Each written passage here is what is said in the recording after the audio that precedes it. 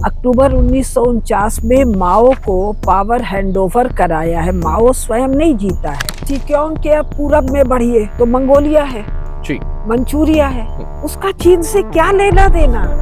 भाई when song Fahien का नाम सब लोगों ने सुना है। वेन सॉन्ग फाहियान ने कोई यात्रा वृत्तांत स्वयं नहीं लिखा, कोई लिखता ही नहीं है।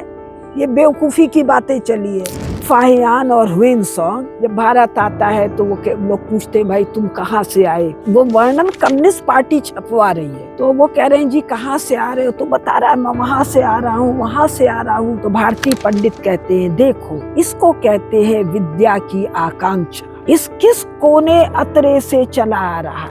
आपने जो कहा कि 2030 तक ये अपने आप रिजीम जो है वो समाप्त हो जाएगा, कहती भी नहीं है कि Xi Jinping is the last one. और अमेरिका वालों से या इजराइल वालों से कुछ ले दे के एक इतनी बड़ी घटना खड़ा किया कि इजराइल को उस क्षेत्र की सफाई के लिए सुविधा हुई। तो वो कहता है कि मैं भगवान से प्रार्थना करूंगा मुझे इस कोने में फेंके हुए स्थान में जन्म न दे, मुझे भारत में जन्म दे।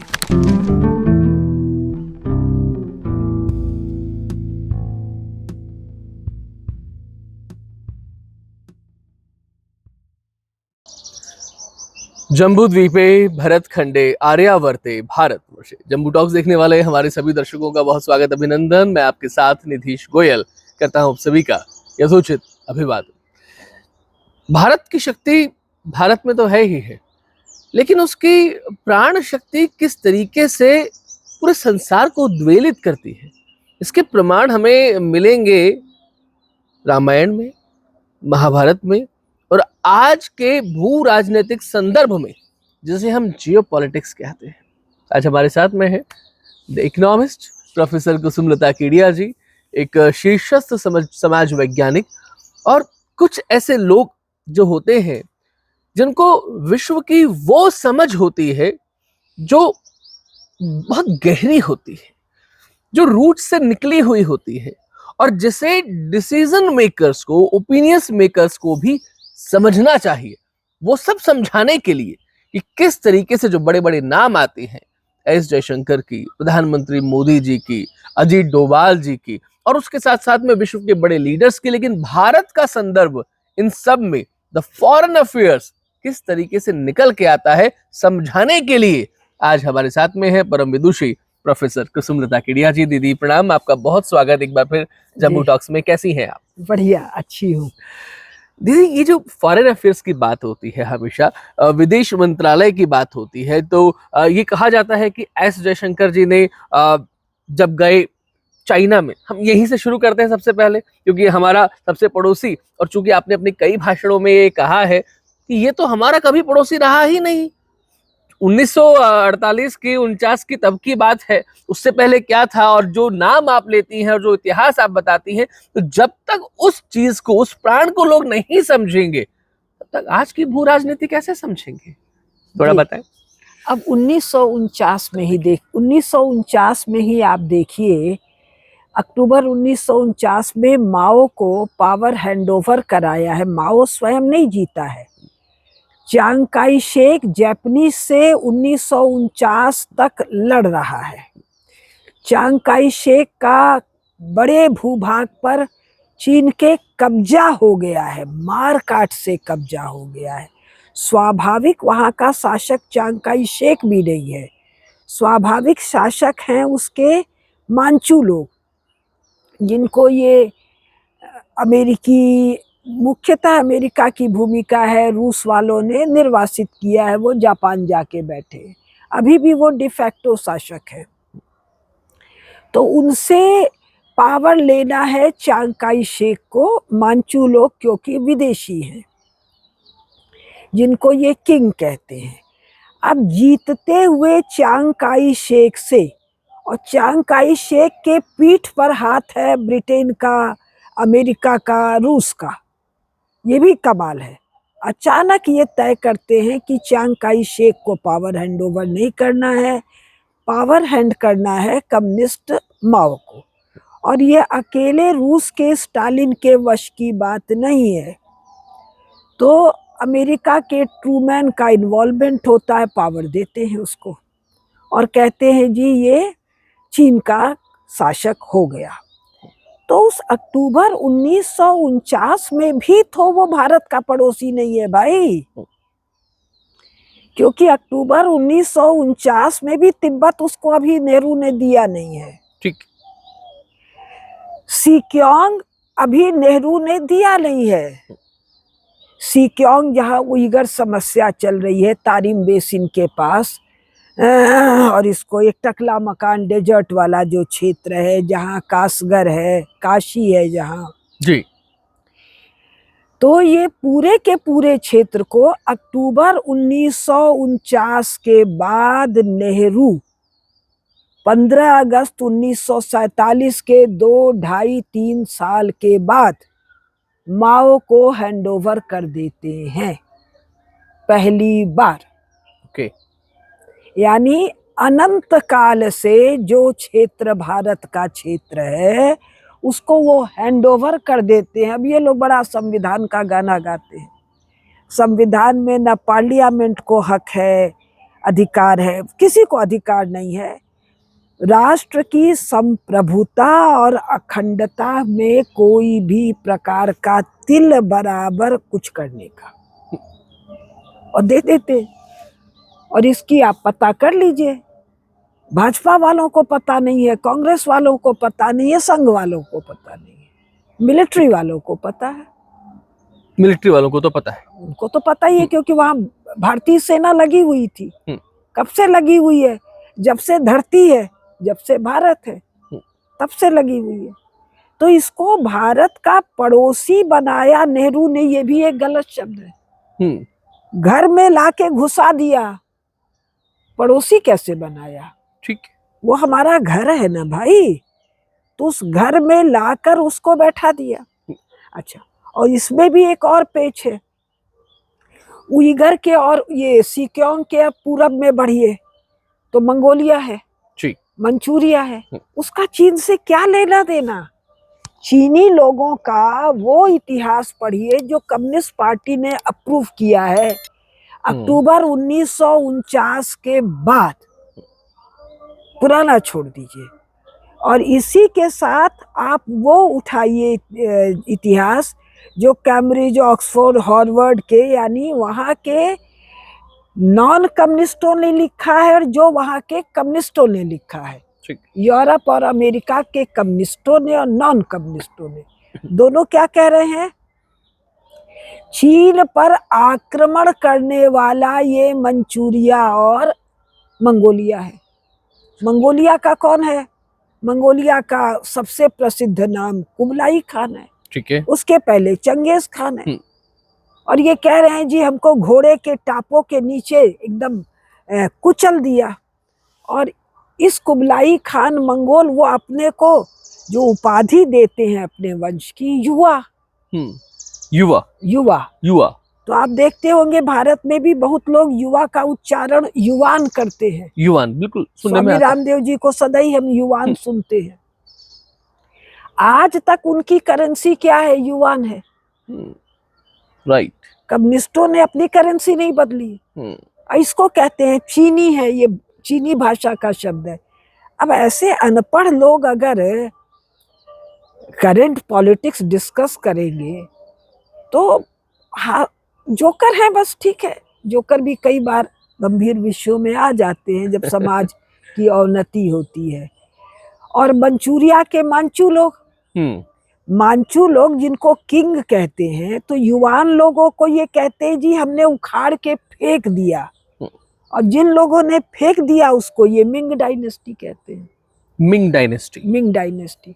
और आप हर जगह यूरोप में जो पढ़ेंगे Ming Ming Ming Ming Ming क्यों है? चाइनीज है। क्यों महत्वपूर्ण है? क्योंकि विदेशी आक्रमण से उन्होंने चीन को मुक्त किया।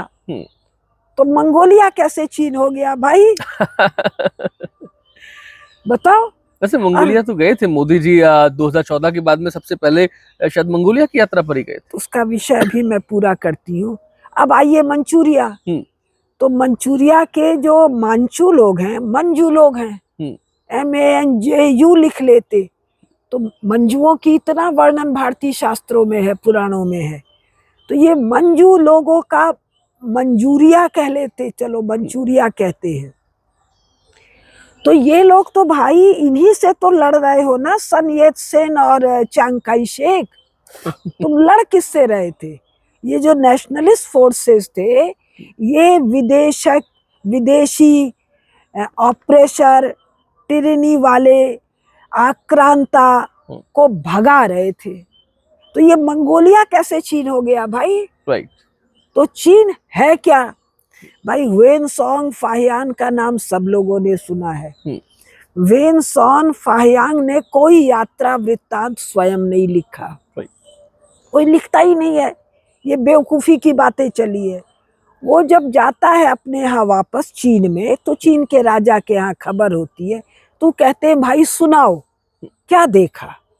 तो वो स्मृति से सुनाते हैं, मैं यहाँ गया, ऐसा हुआ, वैसा हुआ, वैसा हुआ, ये किताब लाया, वो किताब लाया। तो एक आदमी बैठ के उसको लिखता है। ठीक है। 1949 के बाद उसका कम्युनिस्ट पार्टी ने जो एडिशन रिलीज किया है, तो एक 7वीं शताब्दी में है, एक 4वीं शताब्दी में। तो दोनों में कम्युनिस्ट पार्टी ने भाई जो रिलीज किया है, जो किताब छपी है, कम्युनिस्ट पार्टी ने छपाई है। उसमें नक्शा दिया है, उसमें लोयांग है, LOYANG नाम का जगह है। तो वो कहते हैं अब हम चीन की सीमा से बाहर निकले। ठीक है। अब लोयांग कहाँ है नक्शे में? देख लो ना भाई, 4वीं 7वीं शताब्दी में ये लोयांग है। 8वीं 9वीं शताब्दी तक पीली नदी के नीचे किसी चीन की चर्चा ही नहीं है। पीली नदी, जिसको वांगहो कहते हैं, जो गंगा जी बताते हैं आदित्य जी, मैं उतना नहीं जानती, कि गंगा जी की 5 धाराएं हैं, अपने शास्त्रों में वर्णन है। और जो जो दिशा में बताए हैं, उन दिशाओं में आज भी जो नदियों का नाम है, उसमें गंगा शब्द उच्चरित होता है। ठीक। अब वांगहो है कि ग्वांगहो है? ठीक। हो का मतलब होता है नदी, और शायद हे का मतलब होता है झील या कुछ ऐसा। ठीक। तो ग्वांग नदी, गंगा नदी, आज भी वही नाम है। तो जो पड़ोसी बनाने की बात तो है नहीं। अब जितना भी अमेरिकन पब्लिकेशन मैंने ज्यादा देखा है इस विषय में, यूरो पब्लिकेशन भी होगा या नहीं होगा, उसमें बार बार कहते हैं ये जो कम्युनिस्ट रेजीम है जी, देश नहीं कह रहे हैं, नेशन नहीं, स्टेट भी नहीं, क्योंकि इनके यहाँ जो शब्द चल रहा है 20वीं शताब्दी में, नेशन स्टेट। अब ये भी एक मजेदार है, बहुत से नेशन हैं लेकिन उनके पास स्टेट नहीं है। अच्छा। बहुत से स्टेट हैं लेकिन वो किसी एक नेशन के स्टेट नहीं है। वो बहुत से नेशन के स्टेट हैं या बिना नेशन के स्टेट हैं। बिना नेशन के स्टेट, जैसे अपने यहाँ दलाई लामा जो बैठे हुए हैं, वो स्टेट हैं। कहाँ बैठे हैं? धर्मशाला में बैठे। तो धर्मशाला में उनका नेशन थोड़ी है, नहीं है। उनका नेशन कहाँ है? तिब्बत में है। तो वो कहते हैं जी तिब्बती लोग भी नेशन है। तो कितने तिब्बती लोग धर्मशाला में हैं? उनको शरणार्थी के रूप में रखा है। तो आप क्या कहते हैं, जितने भी अमेरिकन पब्लिकेशन आप देख लीजिए, कि ये जो कम्युनिस्ट रेजीम है, ये एक प्रिजन ऑफ नेशंस है, देशों का कैद खाना है। और ये कब से लिख रहे हैं? अरे भाई 45 से लिख रहे हैं, 49 से लिख रहे हैं। अब इसको भी हमारे मीडिया वाले नहीं जानते हैं, तो भाई जोकर हैं। पढ़ाया नहीं और बताया नहीं। तो मोटी मोटी किताबें हैं, मोटे मोटे मैगजीन हैं, ये जो क्या टीवी डिबेट होते हैं, ऑडियो वीडियो यूट्यूब डिबेट होते हैं, सब जगह कहा जा रहा है, लंबे समय से कहा जा रहा है। 3-4 महत्वपूर्ण नाम निकाल लीजिए, किसिंगर ले लीजिए, हंटिंगटन ले लीजिए, कापलान ले लीजिए, 50 नाम है। ठीक है। तो वो ये क्या कहते हैं कि जी इस प्रिजन ऑफ नेशंस को प्रिजन से मुक्त करना है। अच्छा। कैसे मुक्त करना है? जैसे यूएसएसआर था, वो भी क्या था? प्रिजन ऑफ नेशंस था। स्टेट और नेशन का फर्क समझ रहे हैं? ठीक है। प्रिजन ऑफ नेशन था। तो 1989 में जो ग्लासनोस्ट और पेरेस्ट्राइका है, उसके बाद 16 उनके अनुसार 16 नेशन या 18 है कि 19 नेशन उस जेल से मुक्त हो गए। ठीक है। और उसको मुक्त करने का काम अमेरिका वालों ने कहा कि भाई हम लोगों ने किया। इतना अब कोई वहां पर फौज वौज तो गई नहीं। रूसी कम्युनिस्ट रेजिम के पास इतना दम नहीं रह गया कि इन बंदियों को अपने जेल में रख सके। ठीक, तो अब जो हो रहा है, मेरा मानना है 2029 के पहले चीनी कम्युनिस्ट रेजिम में इतना दम नहीं रह जाएगा कि ये इन नेशंस को अपने कब्जे में रखे। अच्छा। तो क्या होगा? ये अलग हो जाएंगे। तो फिर क्या होगा? मूल चीन रहेगा। और मूल चीन नाम का जो नेशन है वो भी इस कम्युनिस्ट रेजिम का कैदी है। वो कौन सा है? वो जिसको हम लोग चीन कहते हैं, हाँ। वो कहते हैं झुआंगुआ। झुआंगुआ। हाँ। अच्छा। उसी को यूरोपियन लोग कई बार कैथे कहते थे। अच्छा। क्योंकि वहाँ किथाई लोग किथाई अब ये उच्चारण मूल क्या है मुझे नहीं पता। ये बीजिंग पीकिंग ये नहीं है? बीजिंग पीकिंग जो है ये तो मंगोलों की राजधानी थी ना। बीजिंग का मतलब होता है, बी मतलब शायद उत्तर की राजधानी। अच्छा। नानजिंग मतलब नान दक्षिण की राजधानी। दिशाओं से है सब। इनके नाम तो किसी के है ही नहीं ना। झुआंगुआ भी नाम नहीं है। झुआंगुआ का मतलब अब ये यूरोपियन लोग बताते हैं कि मिडिल किंगडम। अब मिडिल किंगडम कहे तो भाई एक तरफ तो प्रशांत महासागर है, कोने में पड़ा हुआ है, मिडिल में तो है ही नहीं। ठीक है। तो अब मिडिल किंगडम है, मिडिल स्टेट है, तो वहां और नन्हे बहुत से स्टेट है। इस पर हम लगातार, अब चूंकि चीनी भाषा मुझे आती नहीं, मैंडरिन मैंने वो सब पढ़ा भी नहीं है, तो वहां पर 300-500 कुछ नन्हे स्टेट है। अब उसको स्टेट भी कैसे कहें? 500 गांव है, 500 ब्लॉक हैं, हमारी भाषा में हम बात करें। राइट। तो उसमें कोई झुआंगुआ नाम का चीज है जो कि बीच में है। ठीक है। ये तो सेंस करता है अगर नाम झुआंगुआ है, मिडिल किंगडम। ठीक है। तो वो जो झुरमुट से है उसके मिडिल में, जैसे हम लोग बैठे हैं जिनके घर में, जिनके बगीचे में, उसके एक कोने में है या उसके मिडिल में है। लेकिन ये ना तो इस कॉलोनी के मिडिल में है, ना भोपाल के मिडिल में है, ना भारत के मिडिल में है। अब ये यूरोपियन सब एजेंडा बेस्ड प्रोपोगंडा करते हैं, तो कहते हैं जी इसका मतलब पृथ्वी के मिडिल में। तो भाई चीनी उल्लू के पट्टे तो नहीं थे जो, क्योंकि वो बार बार कहता है फाहियान और ह्वेनसांग। जब भारत आता है तो वो लोग पूछते हैं भाई तुम कहाँ से आए। वो वर्णन कम्युनिस्ट पार्टी छपवा रही है, चाहती तो एडिट कर देती इस डायलॉग को। राइट। तो वो कह रहे हैं जी कहाँ से आ रहे हो, तो बता रहा है मैं वहां से आ रहा हूँ, वहां से आ रहा हूँ। तो भारतीय पंडित कहते हैं देखो इसको कहते हैं विद्या की आकांक्षा। इस किस कोने अतरे से चला आ रहा है? तो वो ह्वेनसांग का है शायद या फाहियान का है। तो वो कहता है कि मैं भगवान से प्रार्थना करूंगा मुझे इस कोने में फेंके हुए स्थान में जन्म न दे, मुझे भारत में जन्म दे। यानी उस चीनी तीर्थ यात्री को प्रीफेस में तीर्थयात्री कहता है। इन सबों ने तीर्थयात्री को यात्री कर दिया। वो तीर्थ यात्रा पर आया है। तो वो कहता है कि हम, आगे लिखता है, हम संसार है या धरती, अब अंग्रेजी अनुवाद है, इसके एक कोने में फेंके हुए पड़े हैं। तो जो आपका प्रश्न था उसका सार ये है कि भाई पड़ोसी नहीं बनाया, कम्युनिस्ट पार्टी को ला के भारत के घर में रख दिया। क्यों रख दिया? क्योंकि स्टालिन का जो रशा था वो बहुत कच्चा कच्चा कम्युनिज्म था। वो लगातार कह रहा है स्टालिन कि साहब मेरे खिलाफ दुनिया भर में षड्यंत्र हो रहा है, हमको उखाड़ फेंकने का, तो हमको फैलना है, कम्युनिस्ट इंटरनेशनल बनना है। तो भारत में छोड़िए, एशिया में तो इसको एक सहयोगी मिला ही नहीं। एक ये कम्युनिस्ट पार्टी मिली वहां। अब इस कम्युनिस्ट पार्टी को लाके भारत को भी कम्युनिस्ट बनाना है। तो लगातार बड़े बड़े भूभाग दे रहे हैं। उसके बाद 62 में कोई लड़ाई थोड़ी हुई थी।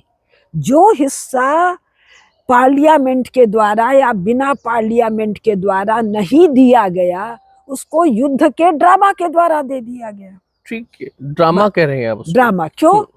क्योंकि 10 दिन तो एयर कवर नहीं दिया हमारी सेना को। क्यों नहीं दिया?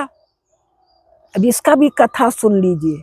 एक क्यूबन मिसाइल आप लोगों ने सुना होगा कि क्यूबन मिसाइल हुआ था 62 में। क्या हुआ था? सोवियत रूस वालों ने जाकर मिसाइल तैनात कर दिया था क्यूबा में। तो अमेरिका वालों को जैसे पता चला, उन्होंने कहा ये मिसाइल विसाइल लेके बाहर जाओ, नहीं तो हम तुमको उड़ा देंगे। तो ये मामला एक 5-7-8 दिन चला था। ठीक है। तो जब स्टालिन, ये खबर संसार में फैली अमेरिका की धमकी के बाद, तो तुरंत माओ दौड़ा दौड़ा स्टालिन से बतियाने गया। स्टालिन नहीं है उस वक्त, क्रुश्चेव है। क्रुश्चेव, जी जी, शायद क्रुश्चेव है शायद, कि भाई आप उधर देख रहे हो, हम जरा इधर भारत की तरफ देख लें। नेहरू जी को जो धक्का बताते हैं वो धक्का ये है, ये क्रुश्चेव के चपरासी हैं, चेला नहीं है। उसका एजेंट माओ है और ये क्रुश्चेव और स्टालिन के चपरासी हैं नेहरू जी। तब क्रुश्चेव को लगा ये खुराफाती है, मैं उधर क्यूबा में फंसा हूं, जा तू भारत की तरफ देख, चीन की तरफ मत देखिए, रूस की बॉर्डर मत देखिए। आपको याद होगा रूस से भी लगातार स्टालिन से इसकी तनातनी है माओ की। तब ये आता है, तो आता है उसी समय नेहरू जी एयर कवर दे देते, खेल खत्म था। ठीक है। एयर कवर नहीं दिए, हमारे सैनिक बुरी तरह मारे गए। क्यों बुरी तरह मारे गए? ये भी एक गलत वाक्य मैं कह रही हूँ। नेहरू ने हमारे सैनिकों को कटवाया।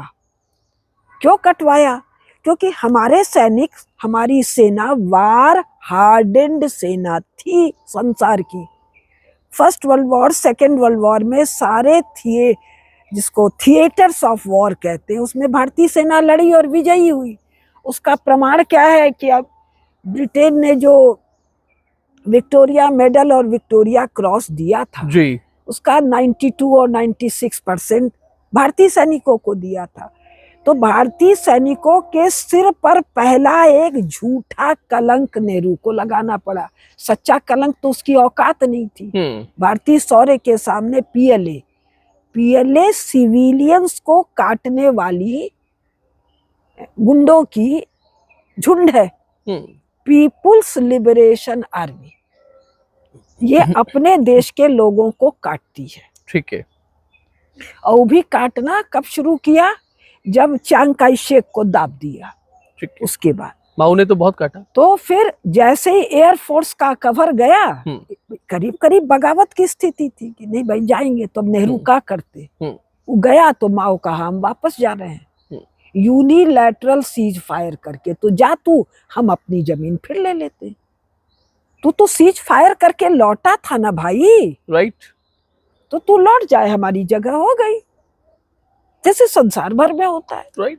संसार भर में तुम लोग 3 ठो पानीपत का गाना गाते हो। तो लड़ाई हुई, तो लड़ाई में एक वॉर है, एक बैटल है। एक वॉर में बहुत से बैटल हैं, बहुत मोर्चे हैं। राइट। कोई मोर्चे पर ये सेना पीछे हटती है, कोई मोर्चे पर वो सेना हटती है। वार फाइनल होता है ना, और वार भी नहीं फाइनल होता है कि उसके बाद बैटल कर देते। तो वहां तो वो यूनिलैटरल भाग गया ना भाई, तो तुम अपनी फौज फिर डिप्लॉय कर देते। तुमने क्यों छोड़ दिया? यही 71 में हुआ है भाई। वो तो हम लाहौर तक चले गए थे ना, जीत उत गए थे ना। 65 में भी हम जीत गए, तुम बोले जी जीत गए, अच्छा हम फिर तुमको वापस देते हैं। भुट्टो के सामने, याहिया खान के सामने, इधर तो ये जो मामला है जो आपने कहा चीन वाला, अब इसको मैं कंक्लूड कर रही हूँ। तो चीन वाला मामला ये है कि भारत की भूमि को चीनियों को, रूसियों को सौंपना है। नेहरू का ये धंधा है, नेहरू ये कर रहे हैं। तो ये पड़ोसी भी नहीं है, घर में लाया। वो कोई जो वर्तमान चीन है कम्युनिस्ट पार्टी वाला, ये कोई इसको नेशन स्टेट मानता ही नहीं है। इसको सबसे पहला इसको रिकॉग्निशन नेहरू ने दिया है। तो ये तो कोई समस्या नहीं है, ये तो खड़े होके कह देना है जी हमारे एक पॉलिटिशियन ने ये सब गड़बड़ किया, हम गड़बड़ी ठीक कर रहे हैं। उदाहरण ट्रम्प है। भाई आज के दिन हो रहा है ना, प्रैक्टिकल पॉलिटिक्स की बात करें ना, तो प्रैक्टिकल पॉलिटिक्स है फ्रॉम हाउस टॉप। ट्रम्प कह रहे हैं कि भाई तुमको कनाडा को कहा हम टैरिफ वैरिफ लगाएंगे, उसने कहा हम तो मर जाएंगे। बोला अच्छा तो तुम हमारे ही पैसे पर हो तो हमारे साथ रह लो, हमारा एक और स्टेट, नया स्टेट बन जाओ। हाँ और ये तो हमारा भूभाग है ना। तो देशद्रोह के इस कृत्य को अब कब खत्म तो हो ही रहा है, लेकिन इसमें कोई प्रैक्टिकल प्रॉब्लम तो है ही नहीं इंटरनेशनल कानून के तहत। उदाहरण आपके सामने है।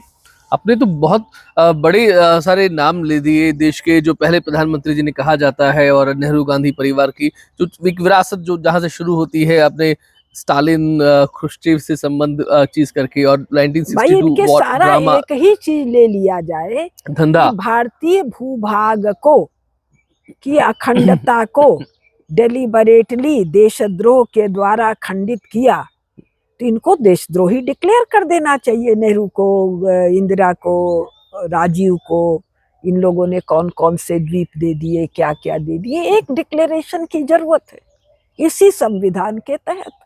ठीक है, लेकिन जो आप कह रही हैं वो अब कब होगा कब नहीं होगा मुझे नहीं पता, लेकिन आपने इंडियन आर्मी की जब बात की तो एक आर्मी का जिक्र और आता है, टेराकोटा आर्मी के बारे में और बात आती है। और जब 2019 में और 2020 में, ये 2 साल थे, जब एक साल 2019 में शी जिनपिंग का भारत आना होता है, और उसके बाद में मोदी जी का वहां चीन जाना भी होता है। तो दोनों कहाँ कहाँ आते जाते हैं, भारत में कौन कहाँ आता है और चीन में कौन कहाँ जाता है? हम टेराकोटा आर्मी आपको बताएं। ये क्या हुआ, एक किसान अपने खेत में हल चला रहा था, तो हल चलाने में उसको कुछ तीर वीर मिला, कुछ तलवार उलवार मिला। ये बात है सन, मुझे सही नहीं याद आ रहा है, या तो 67 है या 71 है, माओ के समय है। तो वो ले जाके आर्कियोलॉजी डिपार्टमेंट को दे आता है, जो भी अपने गाँव में या जहाँ भी जैसे दे आता है। तो वो लोग आते हैं, थोड़ा और खोदते खाते हैं, तो वहाँ पर मनुष्य की आकृति मिलती है। थोड़ा और खोदते हैं तो 2, 4, 10, 5, 15 सैनिक मिलते हैं। तो फिर सैनिकों की ये खुदाई होने लगती है, मिट्टी की खुदाई होने लगती है, तो इसको टेराकोटा आर्मी कहा जाता है। टेराकोटा मतलब मिट्टी के बनाए हुए सैनिकों का बहुत बड़ा, बहुत सैनिक मिलते हैं, लेकिन वो सब सैनिक 6 फुटिए जवान हैं। चीन के जैसे छोटे छोटे नहीं है, नटुल्ले नहीं है। उनका मुख मुद्रा भी चीन वाला नहीं है। ओके। यही एक घटना हुई थी जिसको सिक्योंग कहते हैं, तारिम बेसिन कहते हैं, टकला मकान डेजर्ट कहते हैं। तो तारिम बेसिन में भी यही हुआ, अचानक कुछ शव मिले।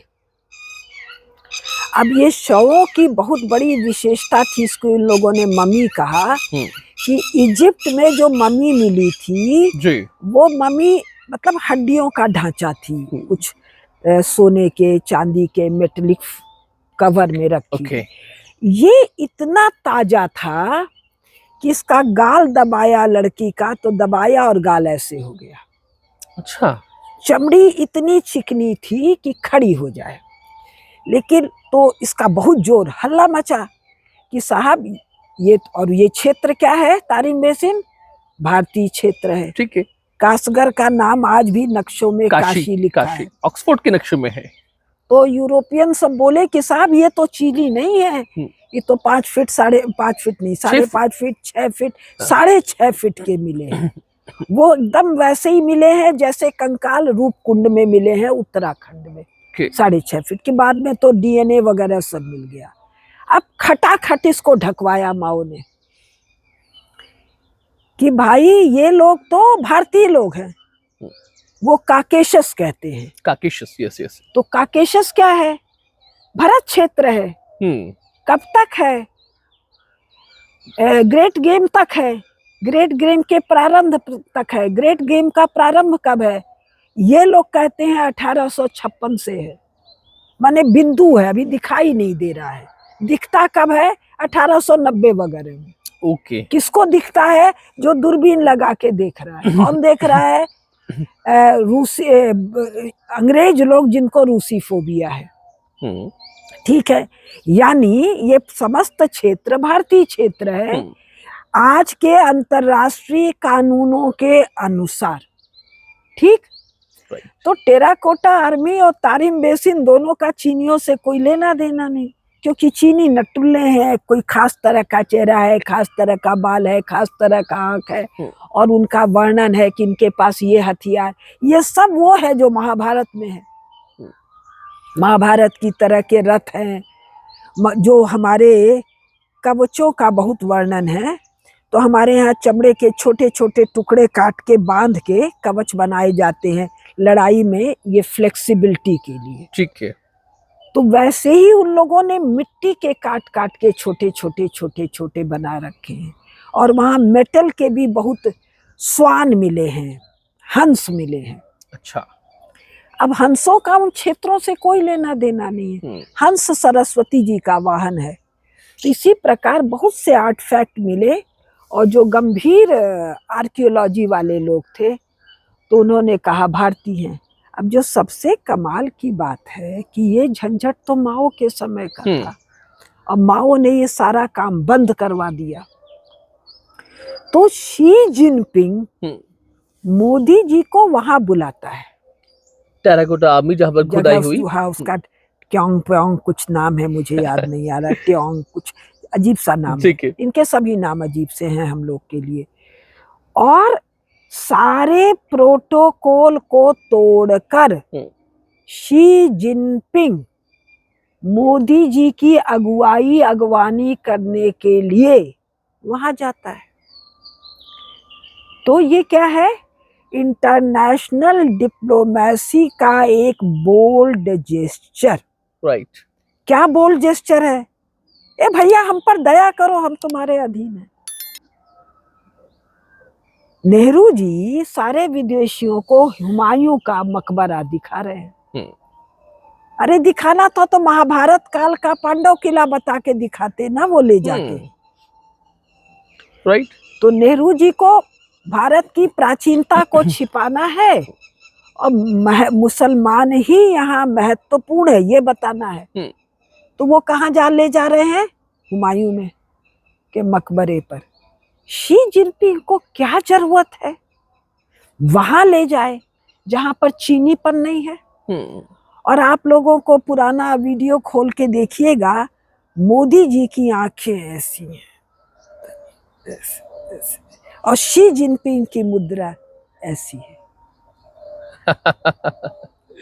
बॉडी लैंग्वेज का बात करते, अरे गधो बॉडी लैंग्वेज देख लो उसमें। उसके बाद दूसरा जो घटना है, हल्की हल्की रिमझिम बरसात हो रही है, बड़ा सा प्रांगण है। अब वो चीनी बच्चे हैं कि तिब्बती बच्चे हैं, कौन बच्चे, माने सैकड़ों चीनी बच्चे योग कर रहे हैं। आपने कभी देखा कि भारत में आ रहे हैं तो भारतीय बच्चों को कोई चीनी काम करता हुआ दिखाया जा रहा है? या भारतीय बच्चे कोई अमेरिकन टाइप का बॉल डांस कर रहे हैं? नहीं देखते हैं। क्यों दिखाएंगे? क्यों दिखाएंगे? इसलिए कि हम सरेंडर की मुद्रा में कभी नहीं रहते हैं। Exactly, होना भी नहीं चाहिए। और वो सरेंडर की मुद्रा में है। क्यों है? यहाँ के लोगों को नहीं पता, शी जिनपिंग को तो अपनी हैसियत पता है ना वहाँ।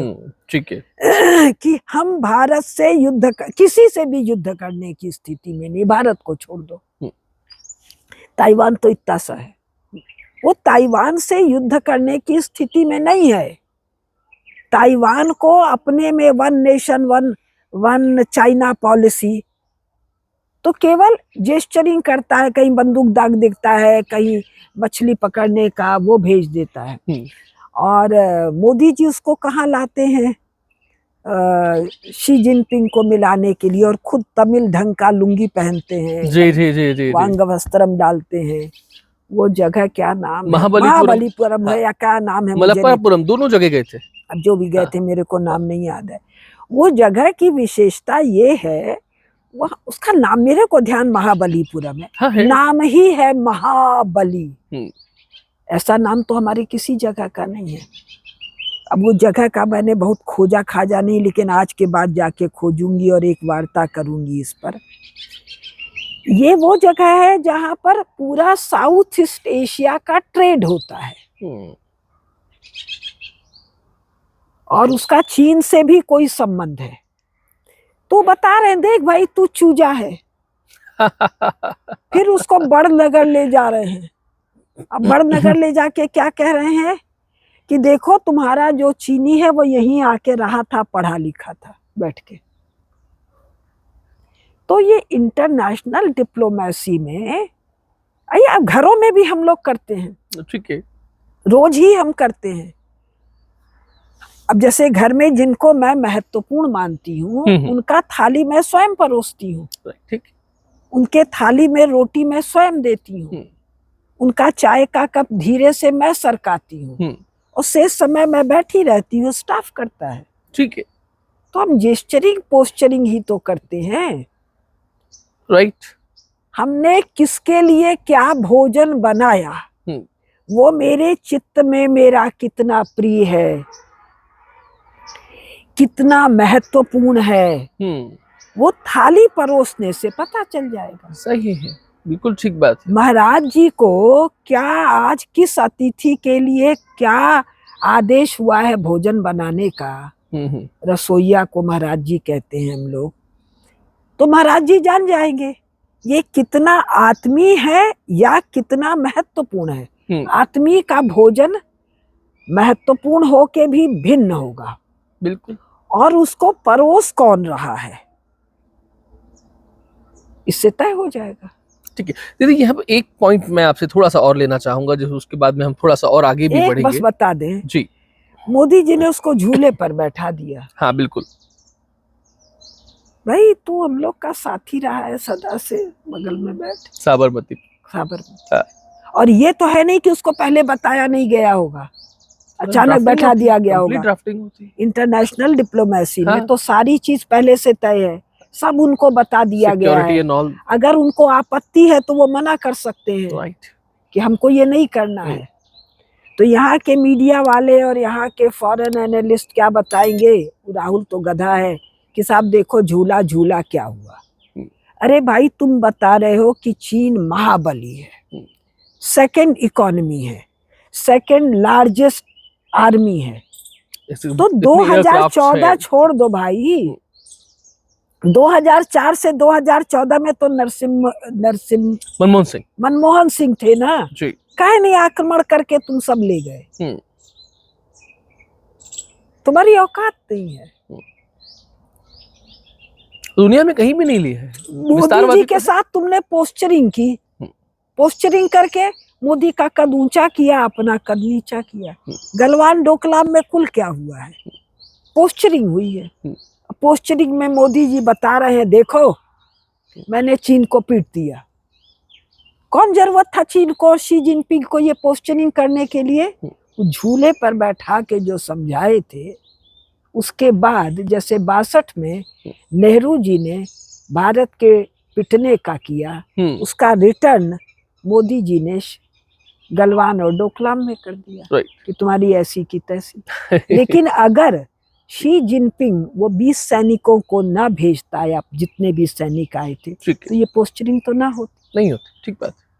अब इतना मोटा मोटा राइटिंग ऑन द वॉल लोगों को नहीं दिखता है, तो मोदी जी के लिए भी अच्छा ही है, हम लोग के लिए भी अच्छा है। तो एक दो पॉइंट्स इसमें और लेते हैं, क्योंकि चीन के बारे में जो बात कही जाती है कि विस्तारवादी है, south east Asia, one belt one road, और हांगकांग की बात करें और ऐसे देशों की बात करें कि अपने कब्जे में लेने की, हिंद महासागर में, प्रशांत में, कि वो बढ़ा रहा है, तो इसको विस्तारवादी एक बात कही जाती है, बोला जाता है। और दूसरा, आपने जो कहा कि 2030 तक ये अपने आप रिजीम जो है वो समाप्त हो जाएगा, तो शी जिनपिंग के बाद में, और आप कहती भी रही है कि Xi Jinping is the last one, तो क्या किस कारण से ये लग रहा है? भाई देखिए, इसका कितना समय है, मैं उतना ही बड़ा उत्तर दूं। आप बोलिए।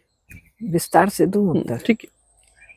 भाई, शी जिनपिंग को अगर जल्दी जल्दी कहते हैं, डिक्टेटर कह लीजिए, एम्बिशियस पर्सन कह लीजिए, तो जब वो आया है पावर में 2012 में, तो मेरे हिसाब से 60 साल के ऊपर है।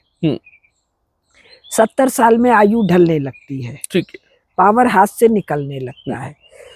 तो डिक्टेटर एक तरह का नॉन स्टेट प्लेयर है, और खास करके कम्युनिस्ट पार्टी का चेयरमैन या जो भी उसका पद नाम है, उसको 10 साल में सब निपटा लेना है। ठीक है। तो ये जो वन बेल्ट वन रोड वाला मामला है, इसने कुल क्या किया? चीन की इकोनॉमी को ब्लीड कर दिया। राइट। 1989 डेंग नाम है वो मोटा मोटा सा जो था। डेंग के बाद यूरोप और अमेरिका ने अपनी पूरी पॉल्यूटिंग इंडस्ट्री शिफ्ट की चीन में। सस्ता लेबर मतलब क्या? 500 तुम्हारी मजूरी होनी चाहिए थी, तुमको हम डंडा मार के कचूमर निकाल के 100 रुपया दे रहे हैं। वही ना सस्ता वेजेज है। और तुमको भर पेट खाना या आधे पेट खाने पर तुमको हम जिंदा रख रहे हैं। खैर, इससे बताते हैं जी चीन बहुत पावरफुल हो गया। तो पावरफुल हो गया तो भैया तुम्हारे यहाँ इतने बड़े इकोनॉमिस्ट नहीं थे क्या कि तुम अपने इतना, एक टोकरा पैसा हो गया, कल इतना था, एक टोकरे पैसे को पूरे संसार में थिनली स्प्रेड कर दिया। यही है ना? तो थिनली स्प्रेड कर दोगे तो उसका इम्पैक्ट नहीं होगा। अब जहां जहां पैसा गया वो तो पैसा वापस आने की स्थिति नहीं है ना जी। दिवालिया निकल गया ना। जिसको चीन कह रहे हैं, नाम गलत है, उसकी इकोनॉमी प्लेमेट कर रही है ना बहुत कारणों से। उसमें एक बहुत महत्वपूर्ण कारण है वन बेल्ट वन रोड। अच्छा, अब इससे बेहुदापन, इसको सीपेक कोई देख लो। सीपेक, राइट, अपने लोगों से रिलेटेड है। तो कहते हैं जी वो चीन से चलेगा और कहाँ कहाँ जाएगा? सेंट्रल एशिया का पेट्रोल और तेल से जोड़ना है। अरे भैया, तेरे बुद्धि नहीं है कि वो उइगर वाले सिक्योंग से गुजरेगा? पॉलिटिकल टर्मोइल, सोशल टर्मोइल, ठीक है, और जो टेरेन है वो इतनी विषम है, ऑफुली एक्सपेंसिव। एक जगह लाइन काट दो, काम छुट्टी। एक जगह सड़क तोड़ दो, काम छुट्टी। एक जगह रेलवे ट्रैक उखाड़ दो, काम छुट्टी। उसका कांस्टेंट सर्विलियंस संभव नहीं है। ठीक है। फिर उसके बाद तिब्बतन रीजन से आएगा। इतना भयंकर टर्मोइल मचा हुआ है। रूस टूट चुका है, इसका टूटने का रोज गाना गा रहे हैं सब अमेरिका वाले। प्रिजन ऑफ नेशंस की बात कर रहे हैं। yes. फिर तू आएगा पीओके में, यानी भारत क्षेत्र में। फिर तू आएगा बलूचिस्तान होके ग्वादर में। बलूचों का झंझट 15 अगस्त 1947 का है। वो कह रहे हैं हमको भारत में मिलना है। नेहरू कह रहे हैं हम नहीं मिलाते, दूरी है। तो वो कहते हैं हम इंडिपेंडेंट रहेंगे। वो इंडिपेंडेंट है, ठीक है। जिन्ना आर्मी भेज रही है, कब्जा कर रही है। और उसके बाद से लेकर आज तक वहां मार काट, पंजाबी सेना का आफत, उनका विद्रोह। तो तेरे बुद्धि नहीं है कि इकोनॉमिक प्रोजेक्ट्स पीसफुल एनवायरनमेंट में ही संभव है। और ये तेरा पूरा का पूरा ये सीपैक वाला पॉलिटिकली सोशली टर्बुलेंट क्षेत्र से गुजर रहा है। इसकी सफलता की संभावना शून्य। अच्छा भाई, आपको कितना ज्ञान है? मुझे तो नहीं ज्ञान है। 2016 में अभी मैंने धर्म मीमांसा चैनल पर 4 किया है जी। द मार्को पोलो टाइम्स कुछ करके पुस्तक है रॉबर्ट डी कैप्लान की। उसमें एक मेरा अभी आया है बेचारा चीन। तो भाई 2018 में तो किताब छप गई है ना, उसमें वो कह रहा है कि ये नहीं पूरा होगा, और उसका लेख छप गया है 2016 में, नहीं पूरा होगा। क्यों नहीं पूरा होगा? Economically not viable, politically not viable, strategically not viable. भाई तू ग्वादर में क्या करने जा रहा है पोर्ट बनाने? भाई तुझे अगर वार्म वाटर या इंडियन ओशन एक्सेस चाहिए, इंडियन रेजिम से दोस्ती कर ले। ठीक है। जैसे हम कलकत्ता पोर्ट दे रहे हैं नेपाल को, तेरे को भी दे देंगे। दोस्ती करनी पड़ेगी। दोस्ती करोगे, हमारा खर्चा बर्चा दोगे, हमारा टैक्स फैक्स दोगे। Right right right. तो ये देखिएगा यही सब होने जा रहा है 5-7 साल में, ज्यादा नहीं, हम तो 5-7 साल अभी बढ़ा के कह रहे हैं, 29 के पहले ये सब हो जाएगा। तो मोदी जी के नेक्स्ट रिजीम के शुरू होने से पहले, मेरा मानना है 2029 से पहले ये सब मानना है सब हो हवा जाएगा। क्योंकि अचानक 2-3 खबरें आई। एक खबर आई कि सीरिया वाले कह रहे हैं जी हम आपके अधीन राज्य में रहना चाहते हैं। एक खबर आई जी बर्मा का एक हिस्सा भारत में आ रहा है। अब इसके पहले का कोई घटनाक्रम हम लोगों ने नहीं सुना था। सुना था क्या किसी ने? कहीं नहीं सुना था। ट्रम्प कह रहा है जी कनाडा हमारे में आ जाओ, और ग्रीनलैंड, अब ग्रीनलैंड किसके बाप का था? वो कह रहा है जी डेनमार्क है, जहाँ ग्रीन है ही नहीं, जहाँ सफेद बर्फ है उसका सब नाम रखते हैं ग्रीनलैंड। जितना दिखाते हैं जितना बड़ा उतना बड़ा भी नहीं है। वो तो मर्केटर मैप के कारण है, प्रोजेक्शन के कारण। तो अभी जो बात है ये सी पैक और वन बेल्ट वन रोड की है, तो ये तो चीन की इकोनॉमी को ब्लीड करके खत्म कर देने की है। अब मैंने जितना पढ़ा है उसमें ये पढ़ा है कि साहब ये शी जिनपिंग का प्लान है। अब मैं कैसे मानूं कि शी जिनपिंग इतना बड़ा उल्लू है? तो मेरा मानना है कि वो उसने अकेले बैठ के तो प्लान नहीं किया है। राइट। कोई एक बड़ी टीम वीम लगी होगी जिसमें 2-4-5 हजार लोग रहे होंगे। वो टीम में अमेरिकन इन्फिल्ट्रेशन है। अच्छा, बड़ी बात है। और वो उसको इतना पसार दे रहे हैं जैसे सेना है। अब एक बैटलफील्ड पर सेना लगी, उसको हराई, दूसरे पर लगी, उसको हराई, इसकी जगह एक सैनिक तुम सब जगह फैला दो, सबको मार काट के गिरा दिया। राइट। कि चीनी इकोनॉमी का जो भी फोर्सेबल जनरेटेड सरप्लस है उसको फैला के बिखार दिया। तो आज के हमारे स्टॉक से एक प्रेडिक्शन ये भी निकलता है कि कई लोग जब कहते हैं कि भाई इवन गोलवलकर जी ने लाइन भूल गए, तो 18 के पब्लिकेशन में वो कापलान कहता है कि ये जो वन बेल्ट वन रोड है स्कीम, ये सफल होने की कोई संभावना नहीं है। 2018 की छपी किताब में। ठीक है। तो ये आकलन पुराना है ना। तो वो कापलान जिसका इकोनॉमिक्स से लेना देना नहीं, उसको पता है। क्यों पता है? अमेरिकन विदेश विभाग की समझ में है वो बात, और शी जिनपिंग की समझ में नहीं है। ये आपने अमेरिकन इन्फिल्ट्रेशन की बात की है। इन्फिल्ट्रेशन भी इसको इसलिए नहीं कहेंगे, चोरी छिपे तो घुसे नहीं है, बाकायदा तनख्वाह लेके एडवाइजर हैं हम। ठीक है, इंटरेस्टिंग। तो इन्फिल्ट्रेशन भी नहीं है। अमेरिकी प्रभाव में तुम्हारा अपना मेगा प्रोजेक्ट, तुम्हारा अहंकार संतुष्ट हो रहा है, चीनी इकोनॉमी की ऐसी तैसी हो रही है, और लोग कह रहे हैं जी देखो इतना विशाल प्रोजेक्ट बना रहा है। तो मैं नहीं मानती कि वो इतना मूर्ख व्यक्ति है। कुछ तो अक्ल होगा तब उस पावर पोजीशन पर पहुंचा है। लेकिन भाई इन चीजों का जानकार तो नहीं हो सकता है। जी तो कर क्यों रहा है? लेकिन मैंने पहला शब्द जो कहा dictator, mega mania, non state player, Hitler का, स्टालिन का जो मामला था, ठीक है, जर्मनी खत्म हो गया, रूस खत्म हो गया, अभी गाजा में हमास ने जो किया, तो हमास ने जो 7 अक्टूबर को किया उसका परिणाम क्या है? गाजा की सफाई। राइट। तो क्या हमास वालों को इतना भी नहीं पता है ये करेंगे तो ये होगा? ये होगा? मूर्ख है क्या? और अगर मूर्ख है तो भाई मुझे पता नहीं। चलिए, मेरे को ये अच्छा लगता है कि अक्लमंद है और अमेरिका वालों से या इजराइल वालों से कुछ ले दे के एक इतनी बड़ी घटना खड़ा किया कि इजराइल को उस क्षेत्र की सफाई के लिए सुविधा हो गई। ठीक है, ये सेंसिबल लगता है। अब सारे मूर्ख ही मुख्य पोजीशन पर हैं। This does not seem logical.